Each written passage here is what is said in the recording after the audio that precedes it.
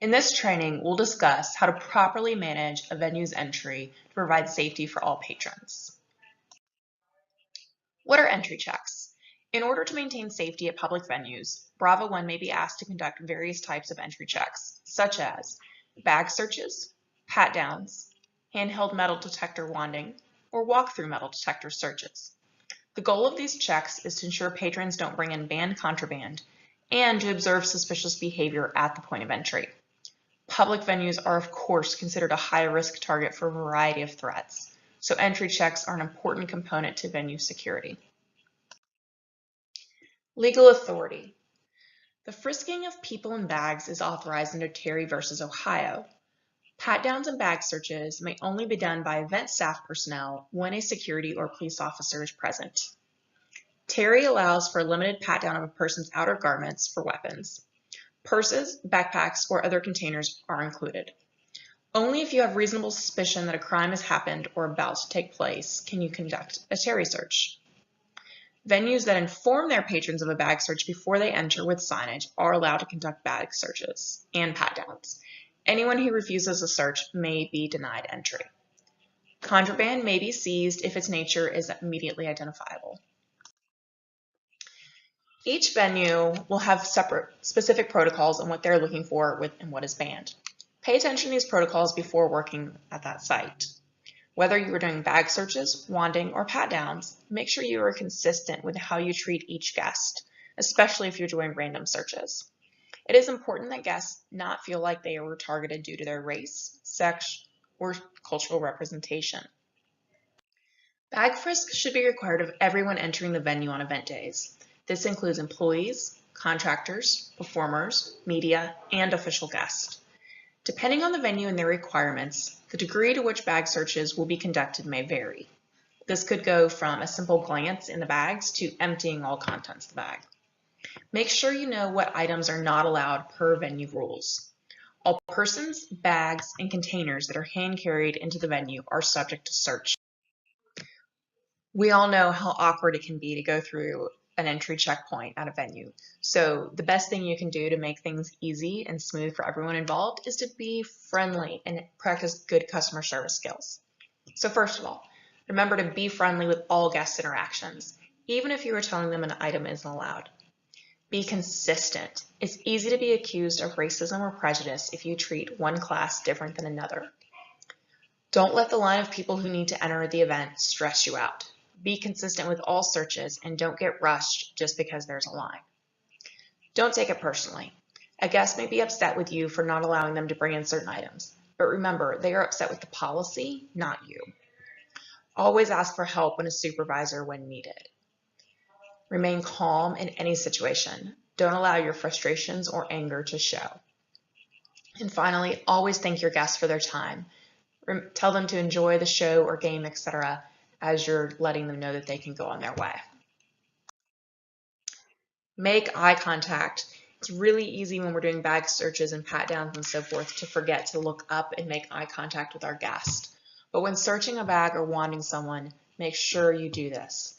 Pay attention to their behavior. Observe for signs of nervousness. If someone's behavior is alarming, you may let them through their line, but alert your supervisor. Making eye contact and looking at body language is a really critical point to ensuring that suspicious people are watched when they come in the venue. Vocalized threats. If someone makes a vocal threat, such as "I have a bomb," whether serious or as a joke, the screener should inform the patron that their comment must be taken seriously. Ask the person to step outside and get a supervisor to talk to them. They should not be allowed entry without determining the credibility of their threat. All right, bag searches. So first of all, when you're going to be conducting a bag search, there's some necessary materials that you need to gather. You'll need a table for guests to put their bags on. You'll need disposable gloves for you to wear, wooden sticks so you can move items in the bottom of the bag without touching them, flashlights so you can inspect the bottom of the bag and look for alterations, a small trash can so folks can put their discarded items away, and a bucket for any dumped liquids.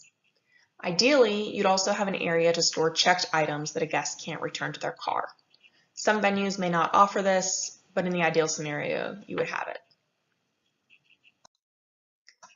Conducting a bag search. So first of all, always greet and make eye contact with each ticket holder, and always remain courteous. You should start by asking the bag owner whether it's okay for their bag to be searched. If possible, bags should always be searched in full view of their owner. You certainly don't want someone to accuse you of stealing something. Remain cautious when placing your hands in and around bags. Always ask the owner whether the bag contains any sharp objects, needles, or similar items before the search begins. Items inside the bag should be handled carefully. When removing items from a bag, they should be placed, not dumped, on the table. Never make comments regarding a ticket holder's property or bag contents. Pay attention to odd odors that may bring attention to a particular bag. Don't go smelling odors, but just pay attention to them. Bag searches should be performed only on bags that meet the size and construction criteria of the venue. If someone has an oversized bag or one does not meet the construction criteria, they should be asked to return their bag to their vehicle or store the bag in the temporary storage area if available. So what that means is if the venue says that small bags under 12 inches are allowed, you should probably have a ruler on hand and measure the bags, and if the bag is bigger than that, tell them that they need to go return it to their vehicle. Have the ticket holder place the bag on the inspection table. Start by inspecting the outside of the bag to make sure the bag hasn't been altered. By that, you're looking for stitching, you're looking for new pockets, things like that. You should feel the top, sides, and bottom of the inside of the bag to make sure the interior has not been altered. Look for those stitching alterations or fake compartments. Ticket holders should be asked to open their own property for a visual inspection. You should avoid handling items directly unless they are unique, suspicious, or questionable. If an item is wrapped, the ticket holder should unwrap the item for inspection. Keep in mind that heavy items tend to be in the lowest part of the bag. Large items should be removed from the bags by the ticket holder so that all contents can be observed. Make sure you open all zippered compartments, and that includes little small makeup bags and so forth that may be in the bags. Items may be concealed in places such as rolled clothing or cases designed for cameras or eyewear. So make sure you're thoroughly opening every case and unrolling everything. Blankets and hand-carried clothing should be unfolded by the ticket holder and clothing pockets patted down. When searching a bag, develop a systematic approach so the searches are consistent. Start at the top and work your way down, and then examine the outside pockets. It's important that you develop consistent behaviors so you yourself don't end up skipping vital steps. The right to refuse. Bag searches of guests and clients are certainly voluntary, although they may be denied admission if they refuse. If a ticket holder refuses to comply with the bag searchers should contact their supervisor to reinforce the bag search requirement for entry into the venue. Simply ask the ticket holder to stand aside to allow others to pass through while waiting for the supervisor to arrive. Make sure an exit lane is available for those who do not wish to have their bag searched. Now let's talk through some of the banned items that you may come across. First of all, liquids and food. A venue may or may not ban liquids. In the event they do, you should not allow any water bottles, sodas, or other liquids in the building. Keep in mind that baby formula and breast milk should always be allowed. Small lotions, hand sanitizers, etc. may be allowed if they are in a container smaller than 2 ounces. Alcohol, whether in a flask, mini bottle, or other container, should not be allowed. If someone wants to keep their cup or bottle, they can dump out the liquid and retain the bottle. That's what that little dump bucket's for. Most venues will also have a ban on outside food, so keep that in mind. And sometimes you'll have to be a little flexible with small children. They may have a snack or something that their parent may want, but for the most part, you're going to look to no food. Weapons. This should be a pretty obvious one, but weapons should never be allowed in a venue. So with weapons, we're talking about firearms, knives, wine openers, tasers, stun guns, bats or other blunt items, glass bottles, pepper or OC spray, explosive devices, and fireworks. Keep in mind that some weapons may be hidden, so always be on the lookout for suspicious things. Here are some pictures of some various stun guns. We want to show you this because the stun guns are really popular but they're also very different in their appearance. So these are just some of the things you should be looking out for. But really with a stun gun, you're always going to have the little prongs that would activate the electricity. So keep an eye out for those. Of course, we're also going to ban illegal drugs and contraband. So with this, we typically don't make an arrest if someone has illegal drugs, but we will not allow them entry. So with drugs, we're looking for things like marijuana, cocaine, heroin. We're looking for baggies of pills that are unlabeled. You're also going to be looking for syringes, bongs, etc. You may have some syringes allowed for a medical reason. Another popular thing is vaping. So you've got to consider if the venue is going to allow vaping or not, and you may decide not to allow vape liquid inside.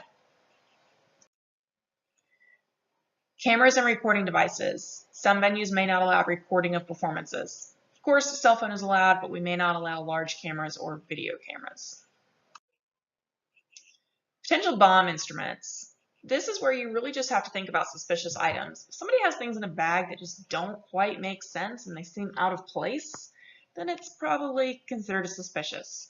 So things like radios, clocks, a pressure cooker, wiring, any kind of powdered substance, whether it's labeled or not.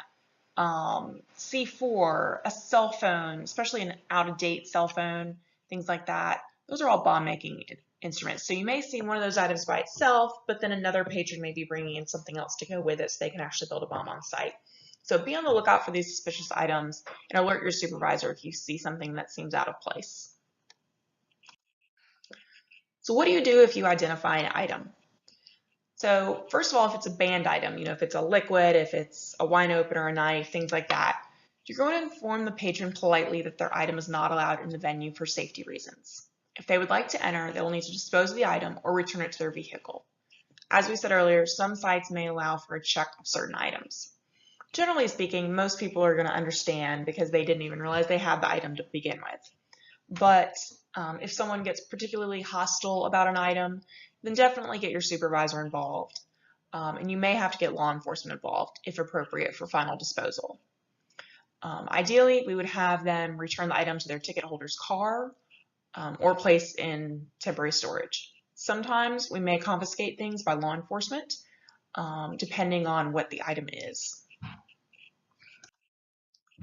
Suspicious items. So these are things that kind of along the lines of the bomb things that they don't, as a standalone item, they're alarming, but we don't really have the reason to tell somebody they can't bring it in. So with suspicious activity or suspicious items, you may decide to let them in the venue, but they're going to be watched heavily. So, and you're going to watch for suspicious behavior, especially make sure that they don't pass the item off or put the item in a secluded location. Always let law enforcement know if you have suspicious items. So protecting yourself. The last thing we want is a staff member to get injured due to a bag check. It's really easy to do actually because there are a lot of sharp items in bags. So when you're digging around in a bag, to prevent injury, make sure you, 1, wear gloves when handling bags. That way you don't get any powder or other things on your hands. 2, avoid touching sharp objects. Things like nail scissors, nail files, wine openers, all those little things. Don't stick your hand where you can't see it. Use those flashlights. Use your stick to move those large items around. If you get any kind of prick or cut that penetrates your gloves, report it to a supervisor immediately. Ideally, hold that item until we can determine if there might be an infectious disease carried on that item. Never sniff an item. And then make sure you report any loose powders or chemical odors to your supervisor. Strollers and wheelchairs. Although it can be awkward, it's important to do a quick search of strollers and wheelchairs as well. You should avoid asking the person to move their body whenever possible. Search all bags and pockets attached to the wheelchair. Do a quick scan with your flashlight under the bottom of the chair or stroller to ensure there's nothing strapped to the bottom. And search the person assisting the wheelchair or stroller first, that way they can help their family member. Most of the time, somebody in a wheelchair or a stroller, of course, is an innocent event standard. But there have been situations in the past where a wheelchair or a stroller has been used to carry in items. So do Do your due diligence with those, but be extra polite and vigilant. Mental disabilities. So whenever you're researching someone who has a mental disability, you need to be aware about how your actions may alarm them. We're talking about, a child that may have autism or someone with Down syndrome. Your actions are going to seem alarming to them and it's going to scare them, so you need to be careful. So first of all, make sure you explain everything about what you're doing. Be calm and let them know it will just take a minute. Do not touch someone with a mental disability unless they have given you permission. It definitely helps if you can steer a guest with a disability out of the main line so it doesn't seem as chaotic for them. If they have a family member with them, you can search the family member first, and that'll help calm them down. And the same policies apply above to those with a visual disability. If you have someone who is visually impaired, they're not going to be able to see your hands and know what you're doing. So make sure you are explicitly telling them everything you're going to do, especially if you're doing a pat down and you need to touch them. Handheld wanding. So the purpose of wanding is done to ensure guests aren't hiding contraband on their person. We've checked their bags, but let's be real, there's a lot of ways you can bring in a weapon on your person. So typically we wand when walk-through metal detectors aren't available. Wanding can be conducted by event staff in the presence of a security or police officer. Who to wand. So some sites may require we wand all visitors. Some will let us do it at random. As with bag searches, make sure you're treating all guests consistently and with respect.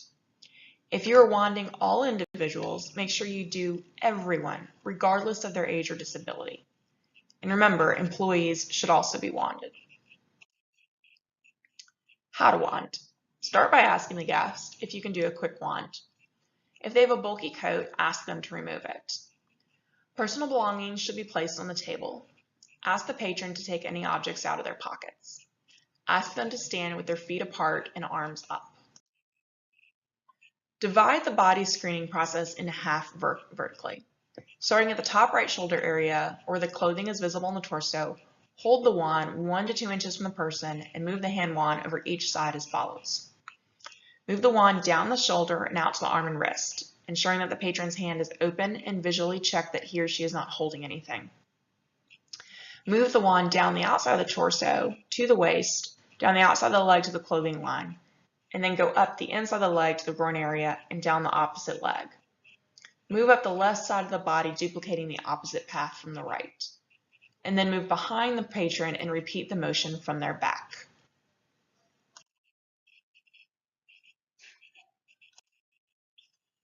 If the alarm sounds. So if your wand starts to buzz, stop screening and proceed with a limited pat down of the area that set off the alarm. Then rescreen that area again to make sure it's clear. Alarms should be resolved as they occurred. If the alarm sounds again, the area should be patted down. Inform the individual that a pat down must be conducted to the area where the alarm occurred. Offer a private location for pat down screenings of sensitive areas. Remember, finding one prohibited object does not mean that is the only prohibited item. Continue using the wand to screen the entire person, front and back. Rescreen or pat down areas where an item has been removed, as there may be one cause for alarm. Remember that medical devices will often set off alarms, so you may come across somebody who has a medical screw or device in any part of their body, so you'll have to talk to them about that. If the wand sounds an alarm around the waistline of the patron, have them open and hold their belt buckle and end of the belt apart. Most of the time these alarms are going to come from the belt. Physically inspect the belt buckle to ensure it is not concealing a weapon. With the buckle and end of the belt separated, rescreen the area. If the alarm sounds again, physically inspect the waistline using a limited pat-down procedure. Other notes. If the person being screened by the wand is holding a child, make sure that child is screened too. If a person refuses to be screened by any means, get your supervisor. Patrons who refuse screening may be denied entry. As a best practice, there should always be a person of the same gender available to conduct screenings. Pat-downs. When to do a pat-down? There's several reasons why we do pat-downs. One, to resolve metal detector alarms. 2, if the metal detector, walkthrough, or handheld are not available or operational. 3, if a patron refuses or is unable for medical or physical reasons to be screened with metal detectors. 4, if a standard operating procedure calls for random screening secondary as an additional deterrent. Or if the patron displays suspicious anomalies in clothing or behavior. So before you conduct a search, you're going to advise the patron of the need for additional physical screening. Have a screener of the same gender perform the search, even if the patron doesn't care. Explain the process of the actual physical search. Advise the patron that the process involves touching sensitive areas and that the screener will be careful. Offer a private area to perform the search if it is available. Observe the patron and determine if there's anything obvious that they need to divest, such as belts, coins, wallets, jackets, etc. Before beginning the physical search, it is a good idea to ask the patron if he or she has any sensitive or painful areas or is wearing an external medical device. Use caution and the lightest pressure possible when screening those areas. Instruct the patron to stand with their feet apart at shoulder width with his or her arms extended, hands open, and palms up. Use the front of your hands, fingers and palms, when conducting physical searches in non-sensitive areas. Always use the back of the hand when conducting a pat-down of sensitive areas. That includes the chest area for women and lower abdominal groin area for men and women. Use a sliding motion that applies enough pressure to detect prohibited items. Use an overlapping sliding motion to ensure complete coverage. Always look at the area being searched for prohibited items that may be concealed or become dislodged during the search. Watches and jewelry can be searched visually. If the head area cannot be cleared visually, conduct a physical search through a patting, not sliding motion. It is generally not a good idea to separate family members, especially if the search is conducted on a minor. Always allow the adult to be present during the screening. And wear gloves. Make sure you're using new gloves for each screening.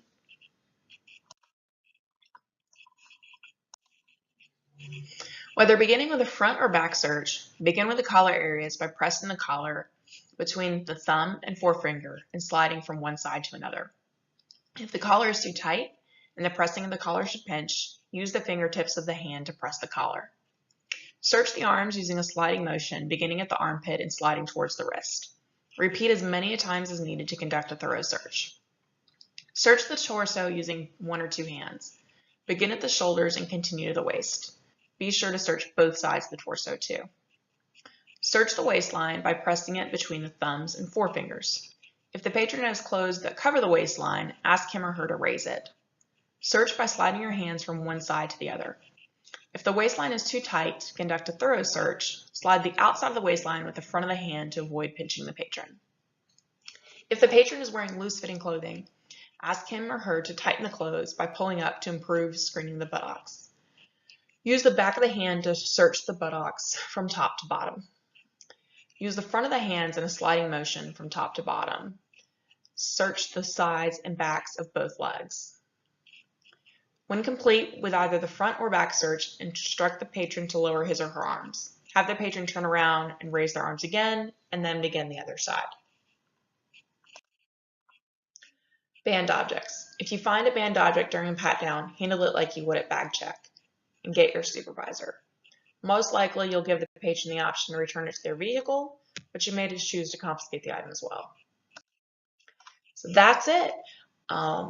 Bag checks and entry point checks are really, really important. So make sure you're consistent with everything and make sure you understand how to do these searches. If you have any questions, ask your supervisor for help. Thanks and have a great day.